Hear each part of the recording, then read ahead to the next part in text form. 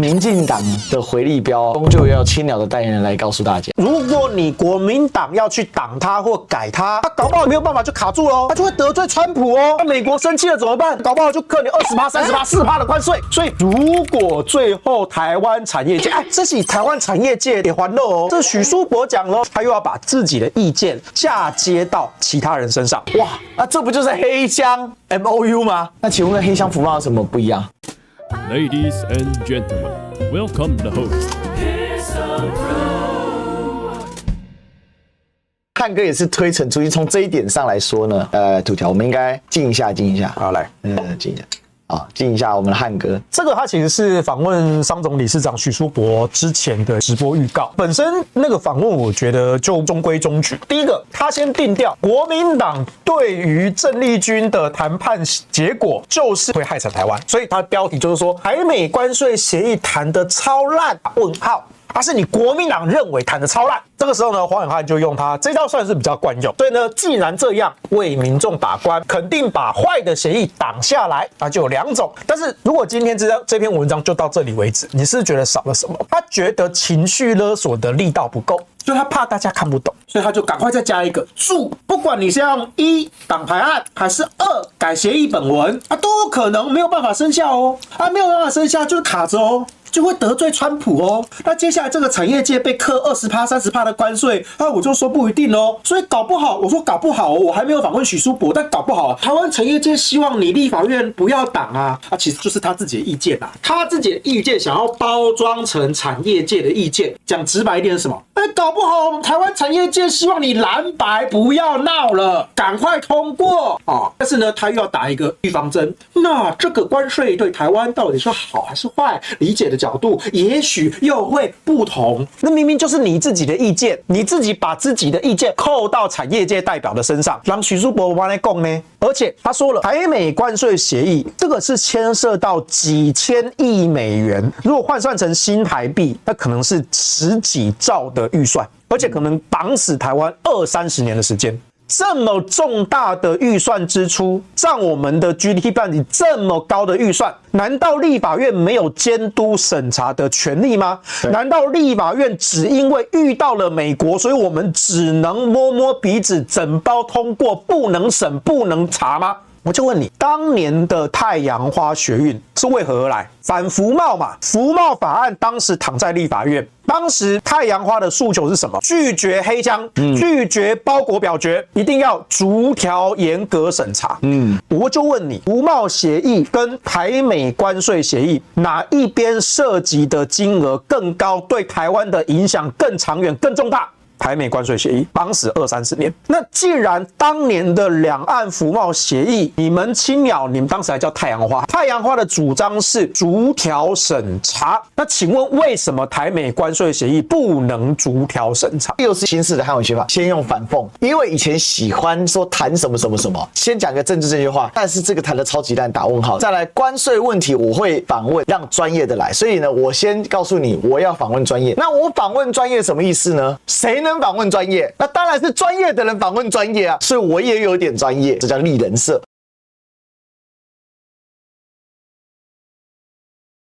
這一天完全就是為了鞏固賴清德的權力。去年的大罷免大失敗之後，很明顯賴清德權力不穩，蔡英文班師回朝。他說節目上有的評論員爆料，蔡英文準備2028要來挑戰賴清德。這個其實我1年多之前我就有聽過類似的說法但我不認同，因為不只是就蔡英文的個性，還是就台灣人的觀感，我們應該都不能夠接受蔡英文挑戰第3任。我相信蔡英文自己也清楚，不可能。可是黃遠漢蠻認真的回答這一題，我覺得當他回答這3點呢，本身沒什麼問題，但他立刻就打了預防針。第一個，我是被問的，我不是那個爆料的。第二個，這3點搞不好全部都不會發生，就代表你自己對這3點其實並沒有什麼信心。我就覺得蠻奇怪的，因為其實我覺得這3點寫的沒有什麼錯，但是有一個點啊，這2件事或許會有因果關係，可是它其實是2個事件。哦，那就算所謂的爆料者他講的是這個傳聞，可是台南高雄這個底線，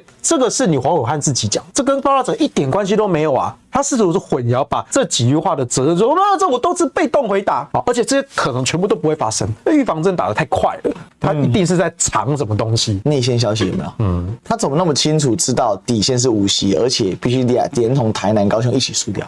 而且還評估說不可能發生，這是保賴黨的人給的嘛？對，就告訴你底線在這裡了嘛。你之前知道底線代表一件事啊，賴清德超沒信心的。對啊。賴清德已經評估到高雄可能會輸掉了，所以呢開始講好話。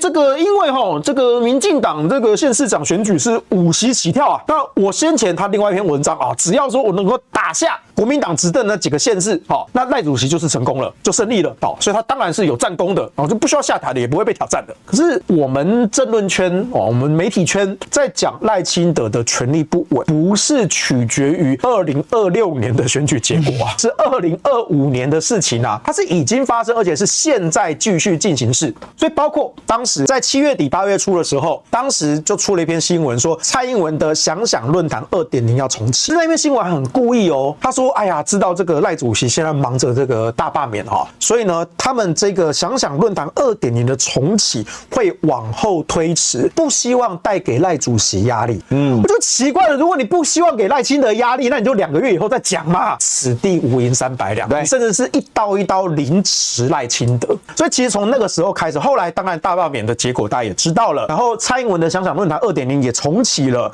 然後就一接連的出了好幾篇包括尤其前3篇都是能源的文章，对，都在捍衛他的非核家園。為什麼？因為蔡英文很多的子弟兵因為綠能的弊案被抓了，那賴清德也很痛恨這些綠能的弊案。賴清德覺得說不是啊，那些弊案都是英系的人，不是我賴系的人啊，你怪我。可是他又不能夠明着發作說那是英系的人，那蔡英文這時候要出來啊，說沒有，這個是個案我們不能夠改變我們綠能轉型非核家園的主張，對，要趕快跳出來護航，護他的整個派系的權益利益。但是當時我們就可以看出來了，蔡英文跳出來了捍衛，包括非核家園，包括年金改革，包括等等等等，那幾篇想想論壇的政策文章，全部都是指着賴清德而來。你賴清德沒有維護好我的政績，你失職。那個時候就已經非常多明示暗示樣樣來了。我再強調一次，這個是2025年中的事情。好，所以呢，黃暐瀚這一篇，他試圖的說，2026年底的地方選舉結果應該是不會差，所以大家不要去懷疑賴清德、賴主席、賴總統。所以他又扎了一個稻草人啊！你看，你們說賴清德跟蔡英文刀劍相向，太 over 了。這個是什麼？換學招牌手法，先造謠別人造謠。好，所以他再下一個結論。我不只認為不存在蔡英文挑戰賴清德，甚至賴清德在2028被黨內挑戰也不太可能發生，所以連陳其邁都不太可能挑戰賴清德。所以這是什麼？鞏固領導中心，鞏固永遠的太陽，信賴，信賴，再信賴。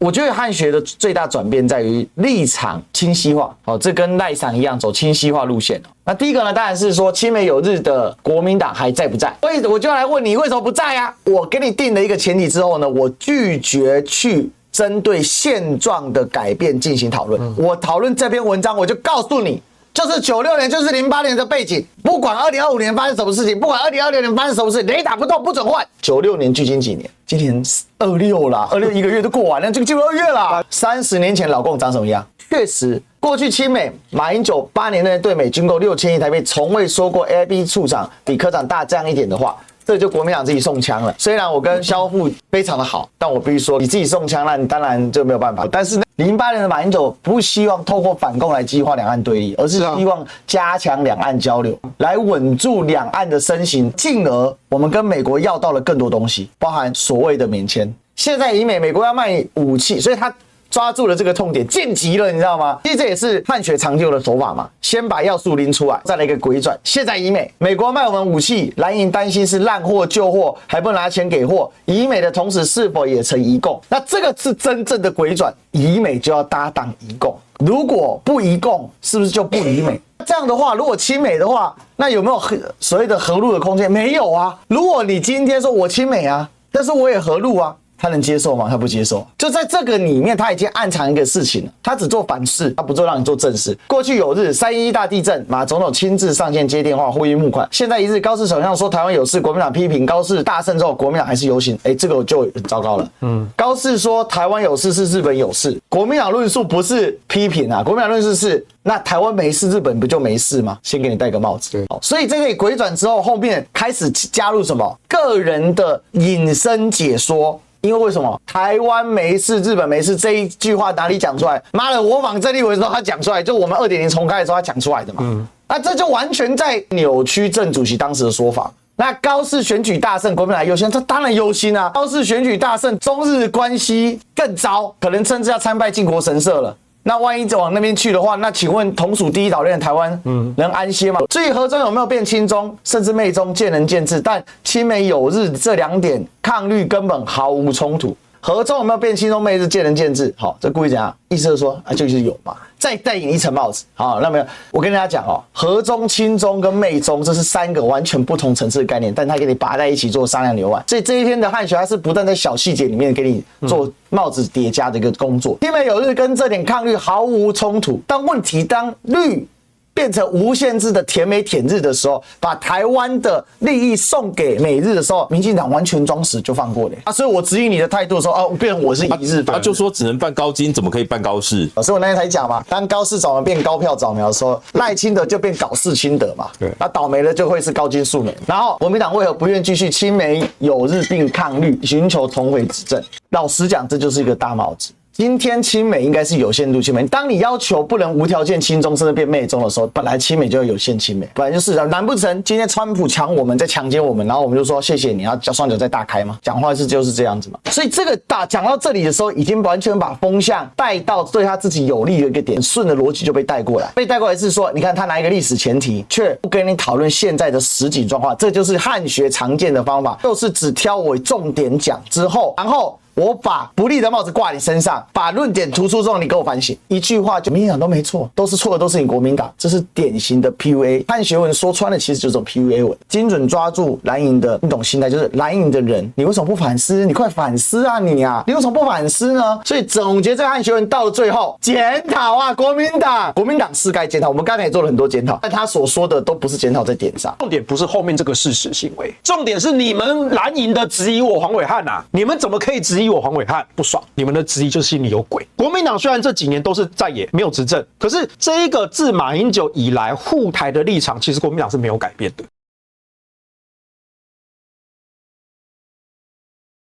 最後最屌的一篇漢學，最屌呀！我刚開始看的時候，他媽我以為我看錯了，你知道嗎？我看到他的用詞用詞很像想想論壇，在野忠誠，台灣更強。媽的，看到這一句話的時候，這就想想最愛用的東西嘛。對，放一個點莫名其妙的名詞，然後第一就會對台灣好。我坦白說，我覺得這一篇沒有新招，這一篇的每一個段落、每一個部分，全部都在暐瀚之前的文章出現過。經典漢學，這個天下文當一大抄，這個叫什麼？自我抄襲。我有一種感覺，对，这样可以，辦一下吧。過去呢，我們都說他是這個所謂的模仿馬英九嘛，對。我現在才搞清楚，我們都以為他是英系，結果他真的是英系。我們以為他是馬英九系，原來他是蔡英文系，都是英系，你懂我意思嗎？這一篇呢，如果要我評論的話，我認為它就是一篇週記，這一周寫過的東西，最後做一個總結，就是他可能這一周裡面寫到的東西都是類似的。反綠不等於反美反軍購，聽好多次。連我沒有看他臉書的人，我都聽好多次。誰說再也不能努力反對執政黨，又同時維護國家利益尊嚴？我也聽好多次。他的論點其實都是一樣。他喜歡用反問句，但是其實反問句這個就在我們的筆法上面，就是已經框限一個錯誤的東西。他把錯誤的東西變成正確的東西，一開始邏輯錯，後面就全錯。也就是在邏輯推導的過程當中，他已經給一個錯誤的方向，他已經設定了一個錯誤的標準跟資訊給你。但前提是得同時親美友日挺軍購。我就想問一下，到底有哪一個人，我們3個人，或是有多少國民黨的立法委員，會有多少人講說我們反綠，然後我們也反美，我們也反日，我們也反軍購？到底有誰這樣講？但是因為如果你只看他的文章，你會覺得他講的有道理，他可能是在講他在分析某一部分的藍營支持者或藍營的政治人物有曾經這樣的言論被他講出來。但有誰？他就只他每次都是扣，對你反綠就是反美日就是反軍購，對，那誰嘛？吳宗憲講得很清楚，從頭到尾不反軍購，而且誰准你把綠美日軍購綁在一起？你民進黨是什麼卡小？你憑什麼把自己跟日美軍購綁在一起？買軍購的錢夠把你民進黨中央黨部買好幾次。我們按價值來算，我們按區域的影響力，你民進黨在台灣，你跟美日拿什麼比？所以你憑什麼覺得民進黨、美國、日本軍購是放在同一個天平上？因為我反這個，所以我不能其他東西我反。這個邏輯是嚴重的錯誤啊！我們是反對民進黨今天用這種粗俗，而且是非常粗魯精抽啦，要人民把錢掏出來，要花國家的預算這件事情，他的手段非常粗糙。我們反对的是民進党把人民當傻子，他把你我他當傻子，他覺得用騙的、用唬的就可以過去。這我們反的是這個啊！我剛剛發現到一個新東西了哦，我在整篇文章中終於找到一個新玩意兒。来，好，他以前就講過親美友日、反共愛台，对不对？這他之前講過了，而且講過很多次，已經把它當口號在標榜。對，好，所以他很自豪的說：“我發明這個口號。”对，所以他一直講，一直講，一直講。那這當然，他也源自於馬英九總統那個時候講的是親美友日和陸。對。那當然外界又叫和中，對，啊都不管。好，那彭偉漢他不會講和陸和中吧？對，所以他就把馬英九那個的和陸和中拿掉，好，留親美友日。可是這篇文章多了一個叫挺軍購，對，挺軍購啊。好，重點來了，黃安這個人哦，你會發現他很喜歡寫那種排列句、排比句，好，所以他很喜歡去創造一些口號，而且他以此為豪，对不对？他很喜歡用那種條列式的，還有對稱啊什麼的。當然，他的這個功力，我覺得最近有點退步，他很多地方寫的不太對稱，他這一篇只有標題对稱。可是這裡我發現，他應該覺得這7個字是一個新口號，我想出來的，我真棒！親美友日挺軍購，親美友日挺軍購，親美友日挺軍購，哇，很順，對不對？我終於發現了，整篇文章全部都是重複出現過的東西啊，但是這一個組合是新的，這7個字的組合，親美友日之前也出現過，可是親美友日跟挺軍購合在一起變成一個新的標語，而且他怕你沒有注意到，特別把它引號刮起來，所以你可以說整篇文章就是為了這一句他發明的標語我寫的，我好棒，我發明這個標語我好棒，他這篇文章的意義我終於看出來了。說第一個，他把自己定義成一個中立人士嘛。第二個，國民黨要不要重回執政，民進黨會不會被取代下來，不是我關心的事情。意思說自己很中立，自己不在乎權力的更迭，不在乎這些事情。他關心的只有一件事：台灣要更強啊，台灣要強啊，怎麼樣才會強？執政者穩健得民心，努力讓自己繼續執政。在野黨用力監督必對國家忠誠，用力監督可能是對國家不忠誠。他的意思就是這樣。這是他整個的翻轉點，意思就是說，你用力監督，你就必須對國家忠誠。但是問題是对國家忠誠如何定義呢？對啊，誰來定義呢？对啊，哦，他的文章那種連結的暗示性，就是他會把你暗示成說，你做這件事對的，你做這件事那件事錯。這也是為什麼漢文哦，有些人讀起來哦就被帶走，有些人讀起來會有強烈的不適跟作嘔感，因為他一直在強行的 PUA 你，每行每列 PUA 你，哪個是對的，哪個是錯的。奇怪，我讀個文章為什麼被你定義是非啊？這也是為什麼漢文到現在呢，日區只剩7年有在看，他能夠帶走的就帶走，就是那一些嘛。我看到他們寫說，國民黨當然可以去對岸尋求互動，然後巴拉巴拉巴拉，並呼籲對岸重視中華民國的存在與台澎金馬2400萬人的民主自由與權益。我覺得我們通通掉入一個對手設定好的一個圈套跟陷阱裡面去反覆論證，憑什麼現在是國民黨要去呼籲對岸重視中華民國的存在？我們沒有嗎？那相反的，我們現在執政黨是誰？代表中華民國政府的是誰？他有跟對岸去呼籲說對岸重視中華民國的存在嗎？其實沒有啊，因為他自己本身就要消滅中華民國，他又怎麼有辦法去跟對岸呼籲麻煩請你們重視中華民國的存在？所以我覺得這個就是偽命題。民進黨執政10年了，他有哪一次？你說，請問一下陳菊去的時候有講中華民國？請問一下謝長廷去的時候有講中華民國？啊靠！我剛剛跟他告嘞。賴清德去上海的時候有講中華民國嗎？有在那個會議裡面說請你們重視中華民國的存在嗎？沒有人做到啊，只有一個人叫馬英九在那邊。他跟他的祖先報告，我當了中華民國總統啊，對不對？他在習近平面前講中華民國啊，你管他口誤還是真心的？技術性口誤就是真心的，你管他講什麼，他就是講出中華民國這4個字啊，他落款就是民國啊，啊，難道沒有嗎？有啊，啊，所以在呼籲對岸要重視中華民國存在這件事情上面，民進黨連國民黨的車尾燈都看不到，然後呢，你看不到國民黨的車尾燈，意思他就可以跟他坐旁邊那個人講說，沒有，國民黨的車在我們後面。因為你看不到前面那台車，你就可以隨便胡亂坐在副駕駛的，說沒有，國民黨那台車現在在我們後面，但實際上是他看不到我們車尾燈。而且我必須講啊，最了解馬英九的人，黃暐瀚已經其中之一。是，但是对馬英九下狠手的人，漢哥有沒有做？我們讓大家自己評判。哦，